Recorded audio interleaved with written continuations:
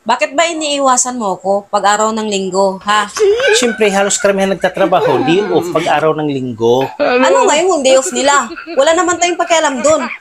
Ayaw mo lang talaga sa akin. Yun ang sabihin mo. Alam mo, masyadong nakakahiya sa mga kapitbahay. Ano bang nakakahiya? Andito naman tayo sa bahay natin, ah. Alam mo, makulit ka rin eh.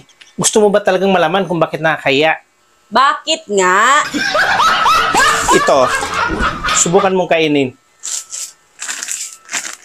Ano to? Chicharon? Oo, kainin mo. O ano? Anong napapansin mo habang kinakain mo yung chicharon? Ang lutong, sobrang ingay pag kinain eh. Ayan, di ba? Nakakahiya sa kapitbahay natin. Kasi ganyan ka rin kapag kinain.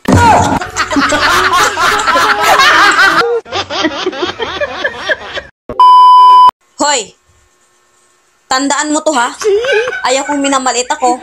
Hindi naman kita minamalita. Oh, saan ka galing? Ah, sa labas. Pinagtanong nga sa akin kung kano-ano kita eh. Sabi ko, asawa kita. Tsaka pinagmalaki pa nga kita sa kanila eh. Good. Ganyan dapat. Paano mo ako ipinagmalaki? Sinabi ko na sobrang laki yun sa'yo. Loko ka! Ba't mo sinabi?